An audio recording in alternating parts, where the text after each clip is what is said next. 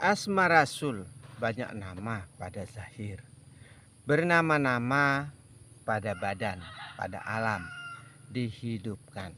Asma Allah yang bernama-nama menghidupkan zahir sebenarnya. Asma Rasul yang bernama-nama dihidupkan badan atau alam. Yang batin bernama Allah, kumpulannya, ahadnya. Yang zahir bernama Muhammad, tunggalnya. Allah batin hidup. Allah itu ya, kalau kita berzikir Allah atau mengingat Allah berarti hidup batin itu maksudnya. Muhammad zahir dihidupkan. Maka kalau kita selalu menyebut Muhammad Rasulullah, maka zahir ini akan hidup maksudnya. Roh itu hidup. Nur hidup. Malaikat hidup. Cahaya itu ya. Maka roh yang hidup menggerakkan badan. Ini makhluk lain, punya kehendak sebenarnya. Karena roh-roh yang ada pada diri ini sebenarnya makhluk lain ya. Cahaya sebenarnya, nur sekaliannya, malaikat sebenarnya ya. Badan ini diperintah, istilah Lombok panjak nek-nek. Selalu diatur maksudnya. Badan dihambakan. Sehingga disuruh merendahkan yang zahir ini. Disuruh sujud sebenarnya. Serendah-rendahnya. Begitu sebenarnya ya. Itulah hamba, budak sahaya. Ibarat orang tua selalu menyuruh anaknya. Ya. Anak harus menurut. Itu namanya anak yang taat, soleh, patuh. Dan patuh terhadap orang tua. Kalau kita menjadi anak yang berbakti kepada orang tua ya, kita harus patuh kepada orang tua. Termasuk sudah patuh terhadap hidupnya. Tiada kehendak. Taat maksudnya ya, tiada kehendak diri ya. Taat kepada Allah jadinya. Sehingga surgamu itu dikatakan di bawah telapak kaki ibu. Sehingga menjadinya di bawah telapak kaki ibu tempat surga itu. Maka kita harus nurut kepada orang tua. Kepada yang lebih tua sekalipun bukan orang tua kandung kita ya, kepada yang lebih tua. Karena sempurnanya Allah itu pada diri insan sebenarnya ya. Al-insanu sirri itu ya. Taat dan patuh, patut pacu. Istilah Lombok ya. Istilah Lombok itu patut, patuh, pacu ya. Taat, patuh, pacu. Biasanya di Lombok sana ibu-ibu mengatakan pada anaknya ya. Biasanya ibu-ibu di Lombok sana mengatakan pada anaknya, patuh-patuh entan kancut. Nah, ini kata ibu, itu sudah kejengkelan ya. Kalimah kejengkelan, kemarahan, dalam artinya apabila anaknya itu berbuat yang tidak sesuai dengan aturan kemauan orang tua maksudnya ya, saking karena marahnya sehingga dikatakan patuh-patuh entan kancut. Nah itu arti makna katanya atau kalimahnya, sifat binatang kamu. Nah, secara tidak langsung ia keluarkan ya. Jika tiada patuh, nah sifat binatang kita, hewani itu dihidupkan ya. Akhirnya sifat kita bersifat sama seperti binatang. Karena tiada patuh kepada orang tua ya, apalagi kalau tidak patuh kepada Allah ya, atau nurut sama orang tua ya, bagaimana sifat-sifatnya binatang. Coba kita lihat sifatnya binatang bagaimana sifatnya ya, sehingga kita dikatakan sifat binatang ya, tapi tidak secara langsung orang tua mengatakan bahwa binatang kamu, tidak seperti itu ya. Maka patuh-patuh entan kancut, ini bahasanya kalau di Lombok sana, kalau sudah terlampau marah maksudnya ya sama anaknya ya. Karena anaknya sedikit-sedikit bertengkar, sedikit-sedikit bermusuhan. Nah, sehingga keluarlah kata-kata seperti itu ya. Binatang itu cuma menggunakan roh hewani. Ya, sekarang kita melihat maksudnya dari binatang ya. Maka nafsu yang digunakan nafsu amarah. Nah, maka binatang itu ya nafsu amarahnya tinggi sehingga dia dendam ya. Sehingga dia bertengkar, saling tubruk ya, saling iri, saling dengki ya. Nah, seperti itu. Kalau diberi makan contohnya ya, saling gusur dia, mau menang sendiri. Nah, makanya kalau kita ikut seperti itu, berarti kita membesarkan nafsu namanya. Itulah sifat-sifatnya hewan maksudnya.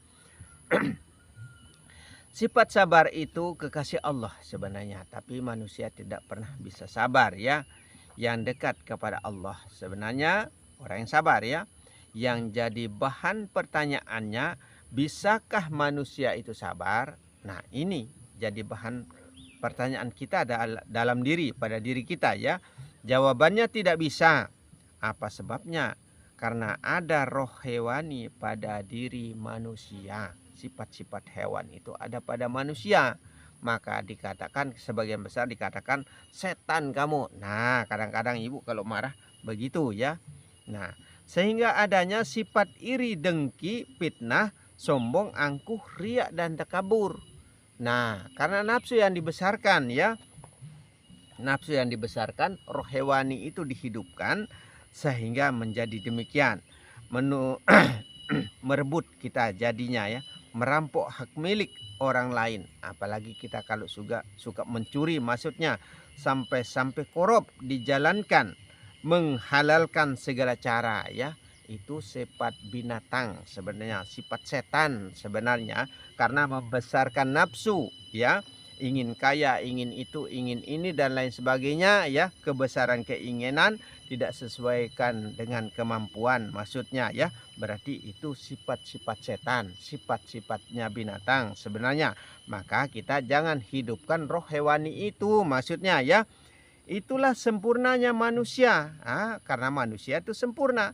Saking mulianya manusia ya, sehingga merebut, merampok, dan korupsi sifat-sifatnya Allah. Itu sifat Allah juga kita rebut ya. Manusia serakah namanya ya. Sudah rezeki dirampok, rezekinya orang lain maksudnya ya, kita curi maksudnya ya. Terlebih-lebih kita korupsi kepada Allah maksudnya ya. Merebut, merampok, merampas hak milik Allah ya.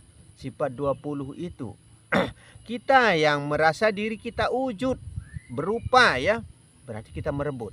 Kita yang merasa diri kita ya hidup ya, berarti kita merebut hidup itu ya.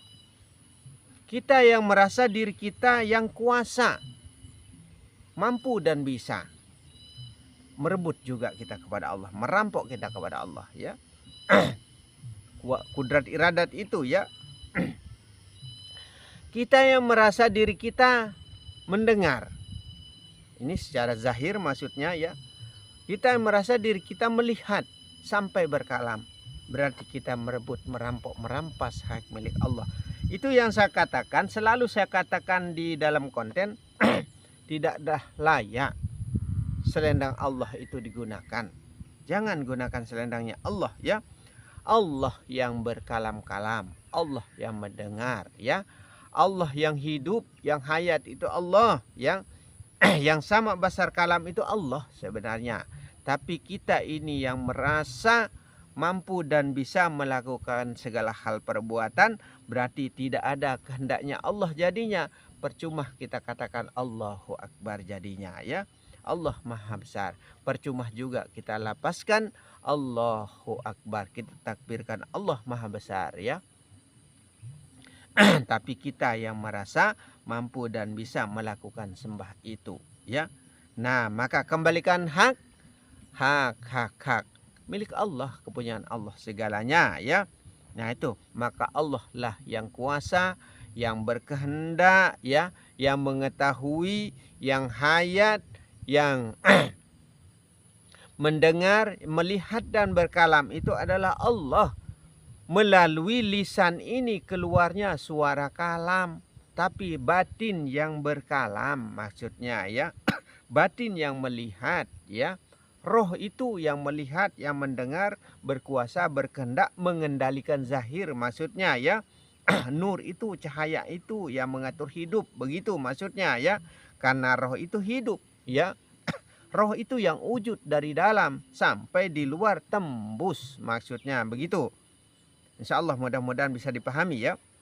Maksud perkataan ini karena perkataan di dalam kemarifatan atau perkataan di dalam hakikat itu selalu batin yang dikatakan, begitu maksudnya.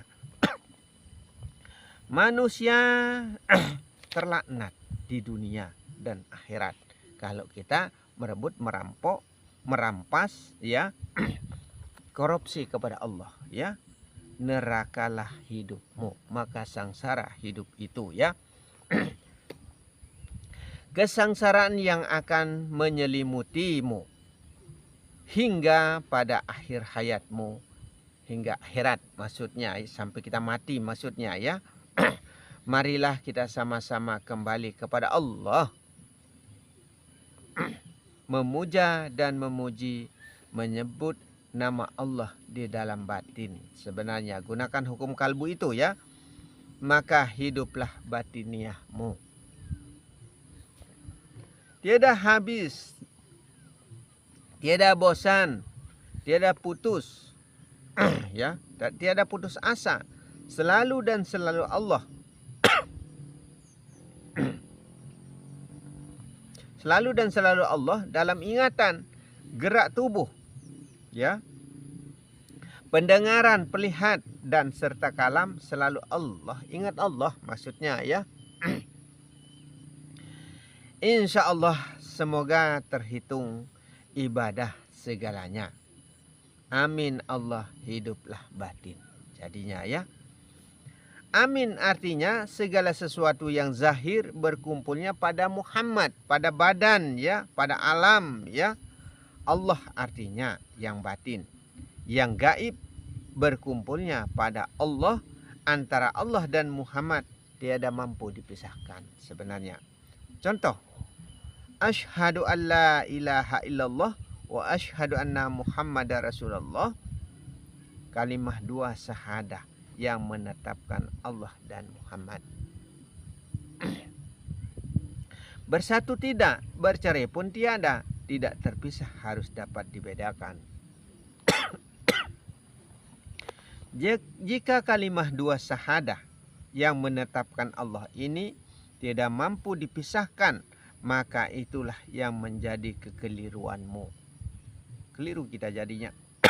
Kalau kita tidak mampu memisahkan antara zahir dan batin, nama perceraiannya dan nama perkumpulannya ya. Allah nama kumpulnya, nama tunggalnya, nama ahadnya ya. Muhammad nama perceraiannya. Begitu. Kalau disebut satu persatu, ya akan menjadi banyak nama. Tunggalkan menjadi satu nama. Allah tunggalnya, Allah tauhidnya. Begitu. Dan menjadi kekufuran, kekafiran kita ya, itu akan menjadi kekufuran dan kekafiran kita dari dunia hingga akhirat ya. Maka kita ini jangan merasa kita yang mampu dan bisa, maksudnya ya. Yang melihat, yang mendengar, yang hidup, yang wujud hanyalah Allah semata. Sebenarnya laisa jadinya ya, laisa kamitslihi syai'un itu ya. Semoga bisa dipahami semua apa maksud dan perkataan-perkataan saya di sini ya, insya Allah ya. Mudah-mudahan ya kita diberikan jalan oleh Allah Subhanahu wa taala untuk bisa memahami maksud dan tujuan keilmuan. Maksudnya, jika menyebut Allah pada batinmu, ingat di bagian roh, nyawa dan hati. Jika menyebut Muhammad, ingat pada bagian kepala, dada, punggung dan kaki. Sekujur tubuh berikut alam, Allah batin, Muhammad zahir sebenarnya ya. Insya Allah kita akan melanjutkan pengkajian ini pada channel Raniawan Lombok Primitif. Nanti kebanyakan dimasukkan di sana maksudnya ya. Nantikan tayangan berikutnya di sana ya. Di Raniawan Lombok Primitif itu ya. sampai tuntas ya pengkajian ya kepalang tanggung kita ya. Sudah tanggung ya. Dan jangan lupa subscribe, share, like dan komennya ya. Karena sekarang saya akan menjawab komen-komen ya. Komen-komennya di Ilmu Makrifat ya. Saya akan coba menjawab komennya semua, maksudnya ya. Sudah lama tertunda karena saya juga ya dalam arti katanya waktu yang menentukan ya. Saya sudah pesan anak saya di kota ya untuk screenshotkan komennya ya. Insya Allah dan mudah-mudahan ya. Boleh komen semaunya ya. Mencaci silahkan, maki ilmu atau saya silahkan ya. Silahkan mencaci maki saya, mencaci maki ilmu kalau memang salah, kalau memang tidak benar dan tidak masuk akal ya, silahkan dibebaskan ya. Saya akan bahas nanti ya. Jangan tanggung-tanggung ya, agar tersebar luas sekalian kebenaran ilmu ya. Agar tersebar luas keilmuan ini, maksudnya mau komen bebas maksudnya ya, bebas komen. Nanti saya akan bahas. Yang tidak suka, yang senang, yang tidak senang, silahkan komen semaunya. Maksudnya di sini ya. Bukan saya menantang perdebatan ya. Ilmu bukan untuk berdebat sebenarnya.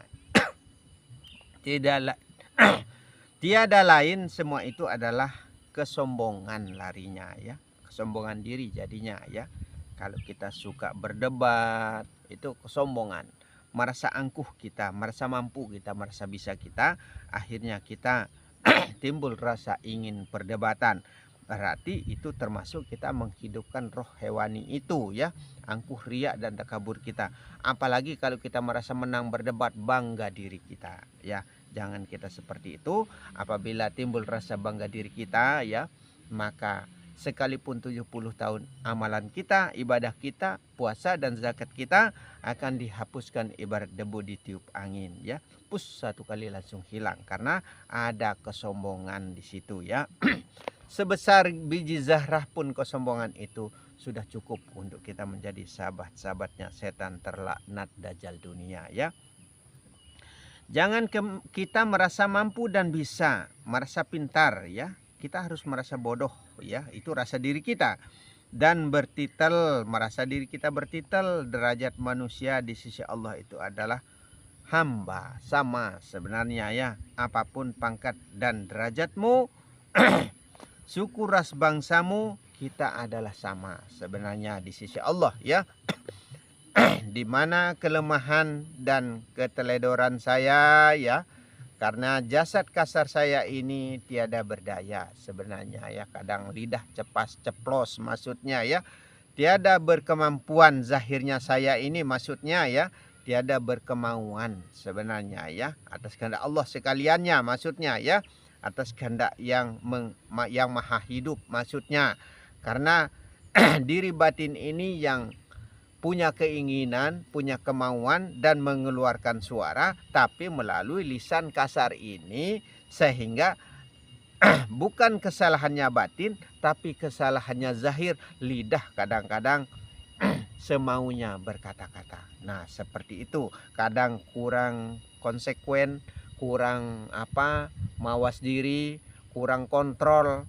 Nah akhirnya timbul dan terjadinya kesalahan ucap kata. Seperti itu sebenarnya ya. Tapi insya Allah jika ada yang kurang pas ya, sesuaikan dengan kalimahnya, insya Allah akan bisa dipahami. Seperti contoh penulis pada kitab, jelas ada kesalahan, jelas ada kekeliruan ya. Nah itu, maka sering kita temukan di kitab kadang-kadang ya salah, maksud tujuannya lain tapi perkataannya di situ lain. Nah seperti contoh kita menulis, kadang-kadang kita satu kalimah menjadi dua kalimah kita tulis. Nah seperti itulah kesalahan-kesalahan dan keteledorannya kita ya. Nah pasti manusia itu tempatnya salah dan selalu bersalah. Yang benar itu adalah Allah. Kalau batin tidak pernah ada salahnya, zahir yang salah, maksudnya begitu ya. Sehingga Allah mengizinkan channel Ilmu Makrifat ini dan berikut channel Raniawan Lombok Primitif ya.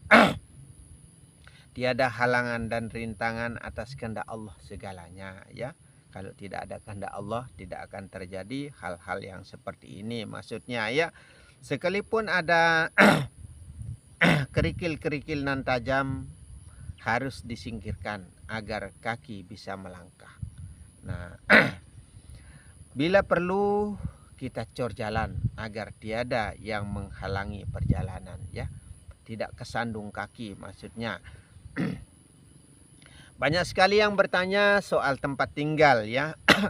Saya akan jelaskan yang lengkap ya, secara valid ya, sempurna ya. Tempat tinggal saya sekarang ini ya di SP3 Taja. Sebenarnya itu tempat tinggal saya, Distrik Yapsi, Kabupaten Sentani, Jayapura. Sebenarnya karena banyak yang bertanya alamat atau tempat tinggal ya, saking banyaknya ya.